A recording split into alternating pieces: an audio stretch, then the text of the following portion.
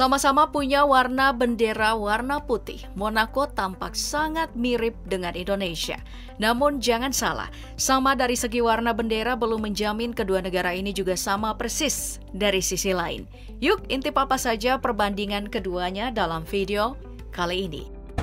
Warna merah dan putih sama-sama membuat Indonesia dan Monaco tampak seperti kembar identik.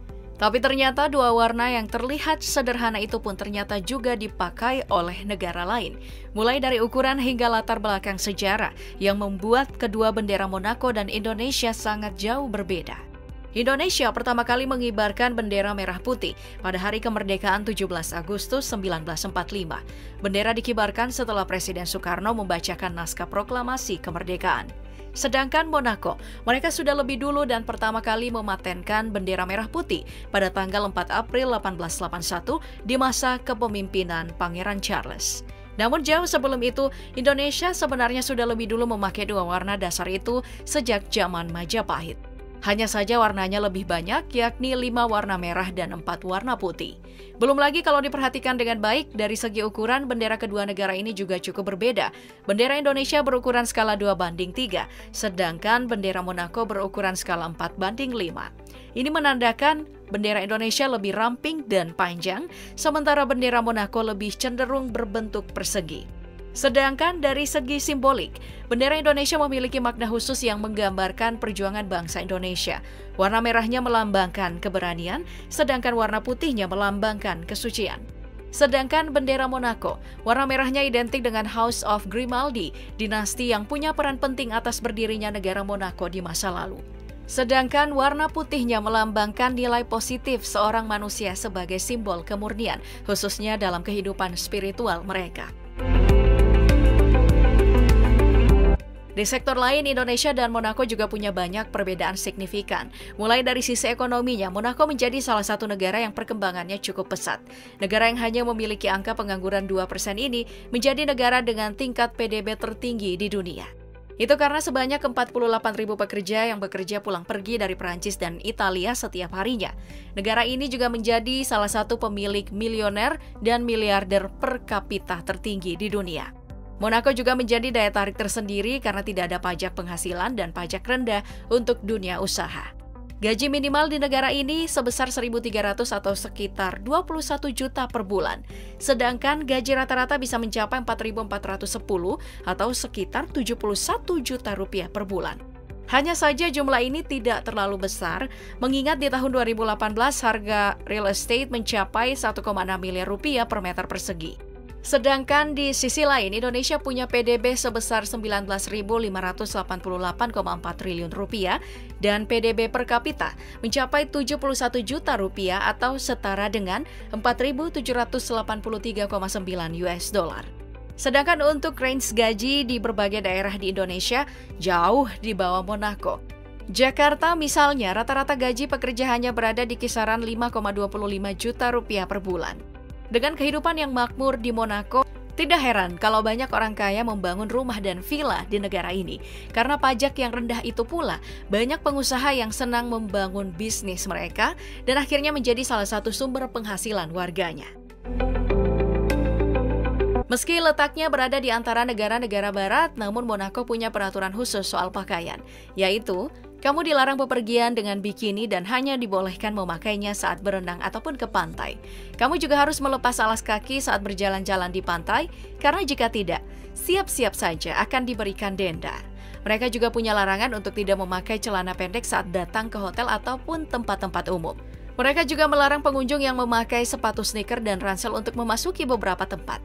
Sama halnya dengan Indonesia, sebenarnya negara kita juga punya aturan ketat soal tata krama dan etika di tempat umum. Terlebih Indonesia menganut agama Islam terbesar. Hanya saja saat ini aturan itu agaknya sudah lebih longgar karena pengaruh budaya luar yang menerpa dari segi fashion. Jika dibandingkan dengan Indonesia, jelas Monaco akan kalah jauh. Pasalnya negara ini hanya memiliki luas wilayah mencapai 2,02 km persegi saja. Malah lebih kecil jika dibandingkan dengan Jakarta yang luasnya mencapai 122 km persegi. Ini juga menjadikan Monaco sebagai negara terkecil kedua, tapi menjadi negara paling padat dengan jumlah penduduk mencapai 37.550 jiwa. Sedangkan Indonesia memiliki luas wilayah mencapai 1,9 juta kilometer persegi. Sedangkan jumlah penduduknya mencapai 270 juta jiwa. Indonesia menjadi negara terluas urutan ke-14 dunia dan menjadi negara dengan penduduk terbesar keempat di dunia. Islam menjadi agama mayoritas di Indonesia, persentasenya mencapai 86,9%, sedangkan di Monaco agama yang mayoritas di negara ini adalah Katolik Roma. Tapi Monaco juga menjamin agama lainnya. Selain itu banyak juga yang menyebut jika Monaco adalah negara yang berada di dalam negara. Maksudnya gimana ya itu? Iya, negara kecil yang satu ini berada di dalam batas wilayah timur dan baratnya itu adalah Prancis. Kedua negara ini hanya dipisahkan oleh jarak 13 km saja. Sedangkan di sebelah selatannya Monaco berbatasan langsung dengan Laut Mediterania.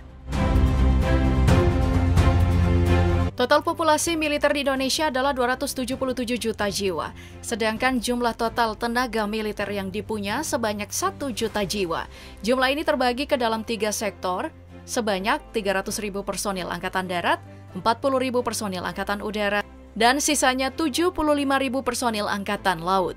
Indonesia berada di urutan ke-13 dunia dan menjadi yang pertama di Asia Tenggara. Sedangkan Monaco sama sekali tidak memiliki kekuatan militer. Itu pun mereka hanya memiliki 120 personil yang ditugaskan untuk menjaga kedaulatan negara.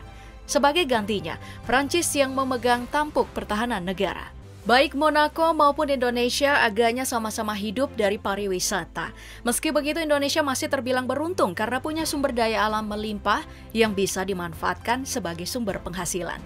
Namun berbeda dengan Monaco, mereka memang hidup dari pariwisata namun tidak punya sumber daya alam sama sekali sebagai penopang kehidupan masyarakatnya.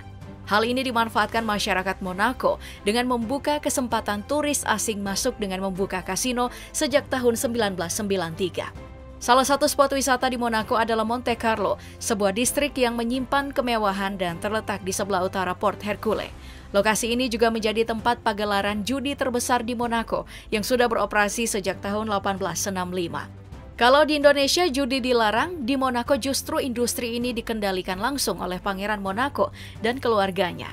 Gedung ini juga bisa dipakai dengan klub olahraga hingga layanan kerajaan dan restoran. Distrik ini juga dipenuhi dengan butik dan toko perhiasan kelas atas. Jadi nggak heran kalau distrik ini menjadi distrik terkaya di Monaco.